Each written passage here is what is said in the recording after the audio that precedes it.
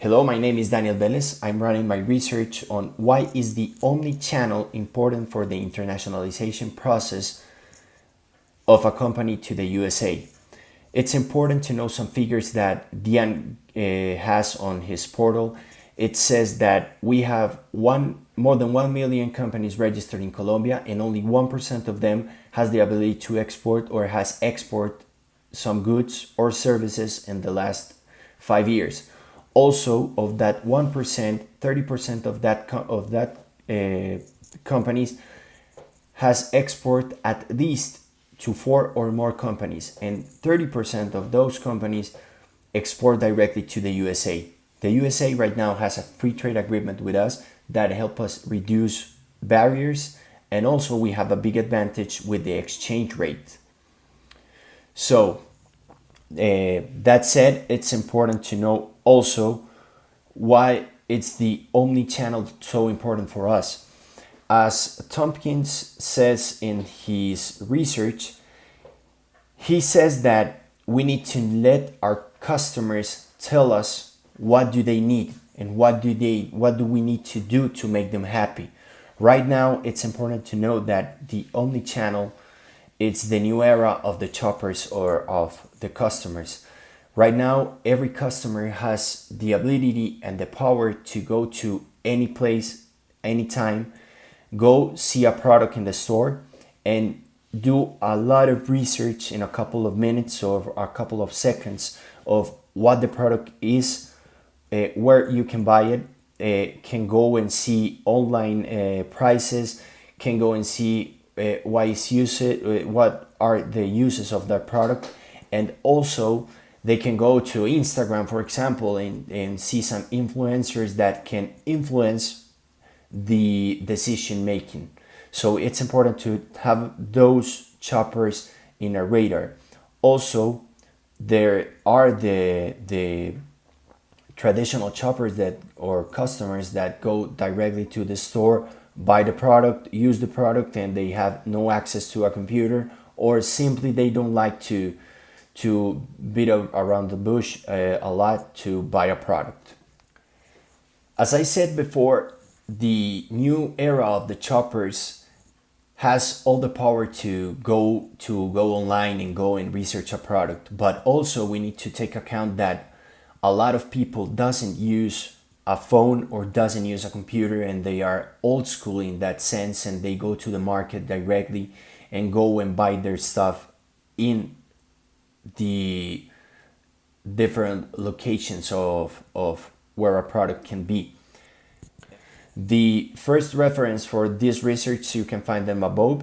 I'm going to briefly go through them so you can understand a little bit more of the problematic that I'm going to try to discuss in my final thesis. First of all, I'm going to talk about born global companies. Born global companies are the companies that are born with the only objective to go abroad, to sell the product in other companies. Those companies are very important for us because they have only that achievement in mind, and companies must become international quickly in order to be very competitive.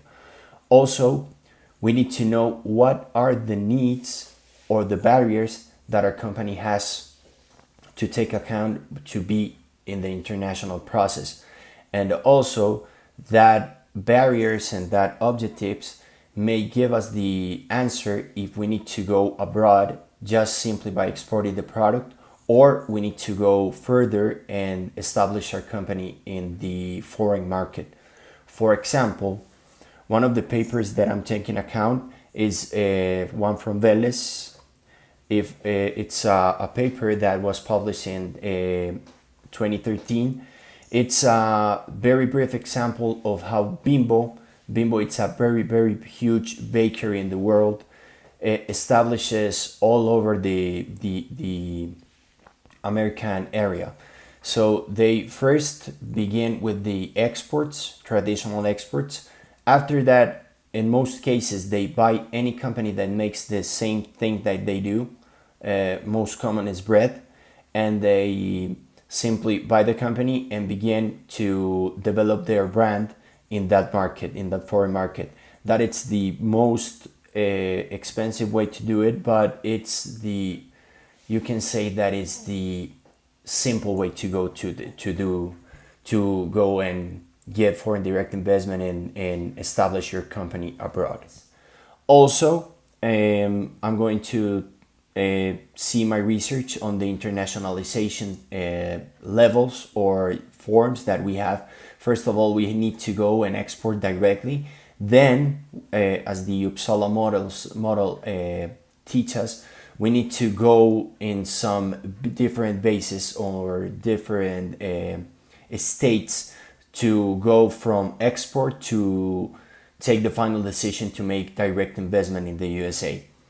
It's very important that companies take account of the internationalization process. It's not a simple process.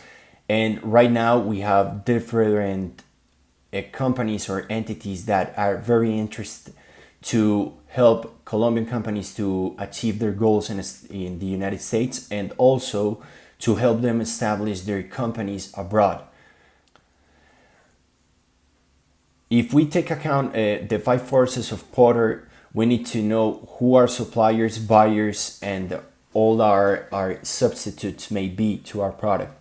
We need to know exactly what our product is going to be and what is going to be the impact of our product in the foreign market. In conclusion, we need to know that online shopping increases 10% annually.